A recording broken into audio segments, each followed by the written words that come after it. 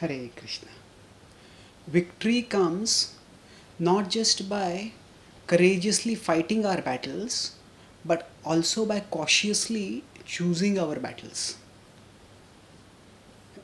Often, the image of a victorious hero is of someone who fearlessly charges into the enemy camp and single-handedly, with stunning skill and strength and brilliance, overpowers the enemy and attains victory.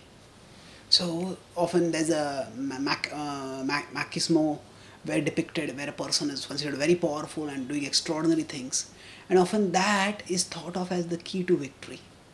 However, yes, though we all need to be courageous in our life, we all face different battles, and when we are facing battles, we need courage. Life can present to us very serious challenges, and if we are not courageous, we may become so weak, we may become overwhelmed, and we may break down.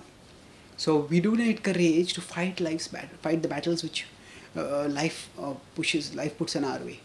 But along with that, we also need to recognize that we are not infinite. Our time, our resources are limited, and life can challenge us, attack us on many fronts, and we can't fight on all possible fronts. So for us, victory requires cautiously choosing our battles, and irrespective of what myths or movies show, in real life, when those warriors, those heroes who have become successful are those who have cautiously chosen their battles, and they focus their energies on the most productive avenues, and that's how they won. They would win significant victories. So similarly, in our case, we have to recognize what are our strengths, what are our weaknesses. So certainly we have to ensure that our weaknesses are not exploited by our enemies, but our focus needs to be on strength. And life will present us so many problems externally, internally, and if we lose focus, then we may get caught in dealing with small problems while neglecting the big problems, while neglecting the big issues of life. And when that happens, we work diligently throughout our life, we fight gallantly throughout our life, but at the end of life, we are left with not much. We are left with nothing practically, because at the time of death, we lose everything. So we need to recognize that we have to choose our battles. And that's why when spiritualists focus on spiritual growth, it is not that they are materially irresponsible. It rather recognize that we have limited time, we have limited energy, and we'll get the most fruitful result by fighting those battles which are the most fruitful. So when sometimes people accuse spiritualists, you are escapists, you don't want to face the problems of life, you're running away from the problems of life. No, that is not the case. Actually, we are choosing which problems are really worth fighting, where we will actually win. In life, we are all going to get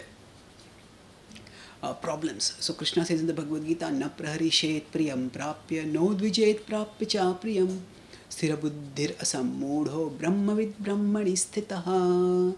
So he says that one who is not affected by pleasure or pain, one does not get elated when one gets something enjoyable, and one doesn't get devastated when getting something miserable.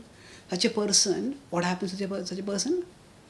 Sthira buddhir asammudho. Such a person is firm intelligence, is free from delusion. Brahmavid brahmani sthita.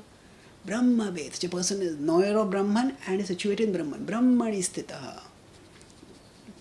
So what we need is that kind of, we will attain the spiritual reality where there is eternal happiness by staying focused on spiritual pursuits and dealing with life's material ups and downs according to what is optimal for our spiritual growth. It's not that we have to be passive at the material level, but we need not let the material level consume all our energy. So just as a warrior, we have a body, we have to maintain the body, and we would like to maintain it in a respectable way. That is fine. But if we focus on just material improvement, becoming more and more wealthy, more and more famous, more and more popular, and that's all that consumes our energy, then we will be left with no mental energy for, no time, no energy for growing spiritually. So victory requires not just courageously fighting. It's not that, okay, whatever problem comes in my life, I will fight it. That attitude alone doesn't get victory. That machismo might create a initial positive impression among some people, but that doesn't last. But rather by cautiously choosing our battles. That means we focus on battling internally to grow spiritually, to go closer towards Krishna, to become more and more situated in spiritual reality. And of course, the wonderful thing about Bhakti Yoga is that the spiritual reality is not divorced from the material reality entirely. Because we understand both spirit and matter come from Krishna being his energies. So even the material energy can be offered to Krishna. And that means a devotee doesn't neglect the material life entirely, but dovetails the material life with Krishna. And a devotee fights battles at the material level also.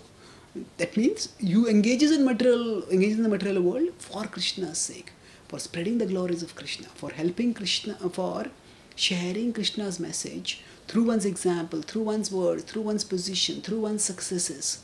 And in that way, a devotee fights battles cautiously. And in that way, we can attain the supreme success of life. The supreme victory will come when we, rather than getting agitated when somebody calls us escapists, rather we recognize that real intelligence and real victory comes by choosing our battles. And then with spiritual intelligence, we choose our battles carefully. Thank you. Hare Krishna.